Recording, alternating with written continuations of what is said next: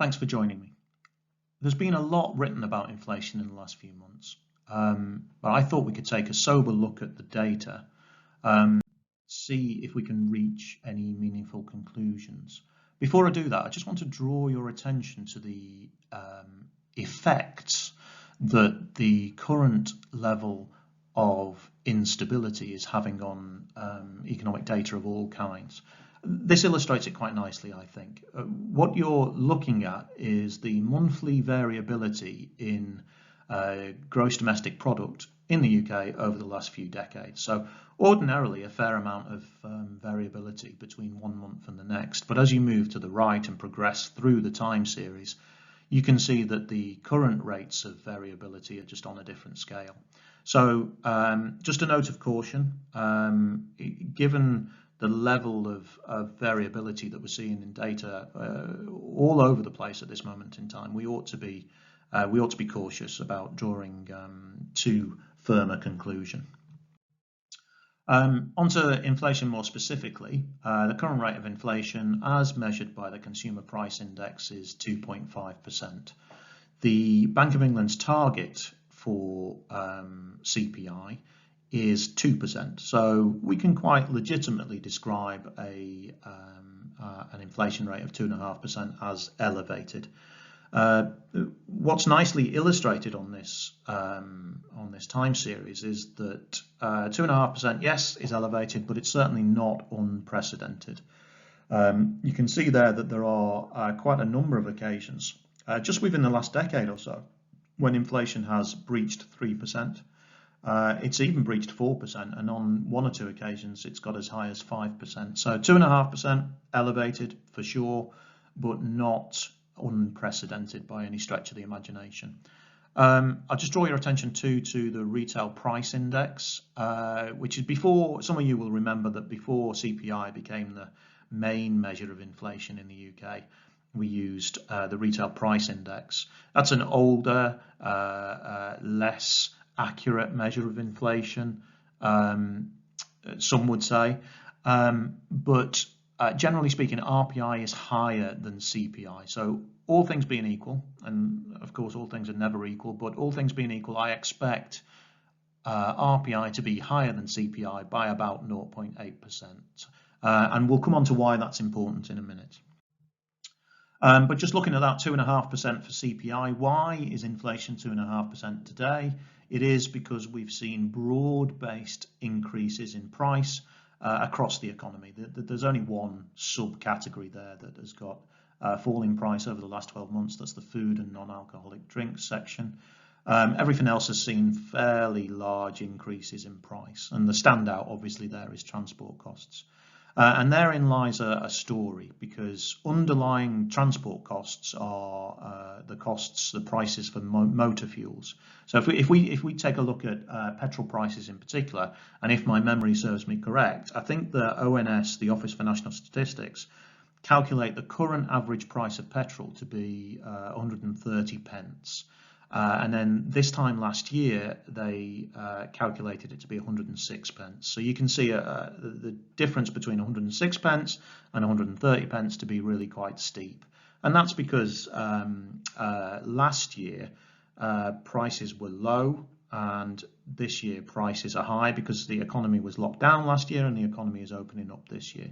And that is better illustrated as well by if we go back a year before the pandemic to 2019, petrol prices were around 127 pence. So follow the series through. What's happened is that prior to the pandemic, petrol prices were 127 pence. They dropped because nobody was driving anywhere, nobody was flying anywhere. Oil prices, fuels more generally were dropped in price. So from 127 to 106, and they've subsequently recovered this year, gone a little bit higher than they were before. So that's a sort of V shape there, and that describes something that we call the base effect. You can see big year-on-year differences sometimes because in the prior year the price was down. So that you can reasonably expect those effects to be temporary. So there are at least some effects, some reasons why high inflation today might be owed to temporary factors. There are some other ones as well, like the surge in demand, which you might expect will be temporary too. So as the economies are opening up, some people are spending what they would have spent, or at least a part of what they would have spent last year, they're spending this year, and that's creating a surge in demand. There are some problems with supply too because of problems of production, what we call bottlenecks, things like that. So some of these things you would expect to be more temporary than others, but I think reasonably you could expect each of those to be temporary to some extent. So that's what has happened. What might happen? I don't know is the answer to that, but we can arrive at some kind of expectation by looking at prices in the bond market. So here I've extracted from prices what I think represents market participants' expectations for future rates of inflation. So this is what I think the bond market is reasonably priced for in terms of inflation expectations 3 years hence. So what does the bond market think inflation will be in 2024, this time in 2024? And you can see there that I've got a figure of 3.2%, but, and this is why I was mentioning RPI earlier, these prices are better representative of RPI than they are of CPI. So we're going to have to adjust that 3.2%. If I take the 0.8% that averages the increase in RPI, if I take that off, so 3.2% minus 0.8% gives us what? 2.4%. So what do we conclude? The bond market expects inflation to be around about 2.4% in 3 years hence. So a little bit above target, but not especially high, and certainly not unprecedented. I guess if anybody's going to be accurate about figuring out where inflation is going to be in the near term, it's going to be the Monetary Policy Committee, given that that's their reason for being, and they have sort of privileged access to data and pretty much unlimited resources to inquire into these things. So here's an extract from a speech given by Dave Ramsden a few days ago. He's a member of the Monetary Policy Committee.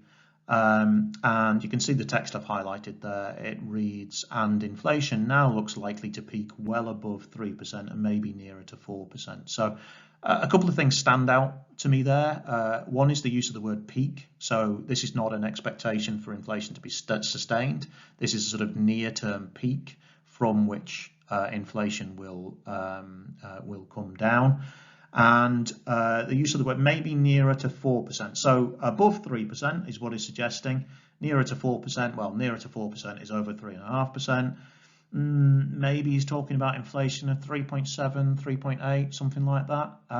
The only reason that sort of sticks in my mind is because that terminology is almost identical to something that Andy Haldane said as well. Andy Haldane is the bank's chief economist. He said, well, he's stepping down in September, I think, but he is currently the chief economist at the Bank of England, and he used almost exactly the same phraseology. So I think it's fair to say that the Monetary Policy Committee, or some members of the Monetary Policy Committee, expect inflation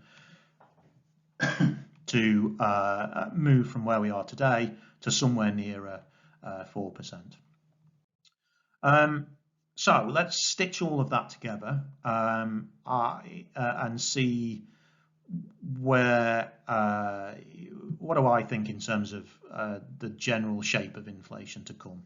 So we've got near-term pricing pressures, which could reasonably be described as temporary. So I suspect in the near term, just as Andy Haldane and just as Dave Ramsden expect, I expect inflation to breach the 3% mark and head towards 4%. I don't expect it to remain there for very long. And ultimately, I'm expecting inflation to come back down and to lie somewhere between 1% and 3%. So that's where I am at the moment. And we'll see. Things might change. I might change that outlook entirely, but this is where I am at the moment. And you can see that you can see the near-term expectation in things that Dave Ramsden has said. High inflation for a period of time. And then when you look at bond market expectations, the bond market expects inflation to be to come back down towards the target sometime before sort of 3 years hence. So you've got this sort of hump in inflation in the near term, but ultimately it proves to be relatively temporary and comes back down somewhere towards target in the next couple of years. That's not a particularly left field expectation. I don't think that's. I think that's somewhere close to the consensus. But so that's where I am. My sort of middle expectation is that yes, there are some near-term price pressures, but they dissipate and inflation returns to trend sometime in the next couple of years, and it happily sits somewhere between 2–2.5%. Equally, we could have those near-term pressures dissipate, and then slowing growth might mean slowing inflation too, and inflation might trend somewhere below 2%, somewhere above the sort of 1% and below 2%. And then equally likely, we might have near-term pressures which are sustained. Some of those things that I've said are temporary, might be replaced by less temporary effects. Or I suppose we could have a series of one-off effects that are all temporary, but which amount to inflation, which is sustained. So you'll notice that I've got an equal expectation for inflation on the high side as I have on the low side. So a fairly symmetrical outlook there. What does that mean? What would that mean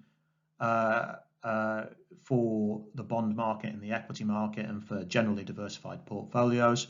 Well, my middle scenario, where I'm expecting inflation to peak and then come back down to somewhere near target, that generally speaking is a strong environment for equities. It's a tough period of adjustment for bonds, but relatively short-lived. Interest rates will adjust to that inflation environment, and once they've made that adjustment, bonds will be perfectly fine, but there might be a sort of short-lived tough period for bond prices. On the low side, if inflation turns out to be lower and growth turns out to be lower, once we get beyond this near-term hump, that's a relatively benign environment for both bonds and equities. There'll be that's ultra low interest rates will prevail, and there'll be growth, but not very much of it. So I mean, that's not a bad market for equities, and it's not a bad market for bonds either. And then you can see as well that if we get inflation which is sustained above 2.5%, that's a tough environment for both bonds and equities. So if drawing some kind of conclusion, so long as inflation trends is sustained between 1% and 3%, I think that means there are plenty of opportunities for sensible portfolio management. I think the antidote to inflation in that range is a diversified portfolio, and no special measures, generally speaking, are required. If inflation looks like it's going to get stuck above 3%, then we'll have to be a little bit more dynamic. And if inflation trends below 1%, then we'll have to do the same. But yeah, those are circumstances that we can operate in for sure. But generally speaking, I'm not too concerned about inflation, at least as it stands, notwithstanding that near-term hump. And I'll leave it at that. Thank you very much.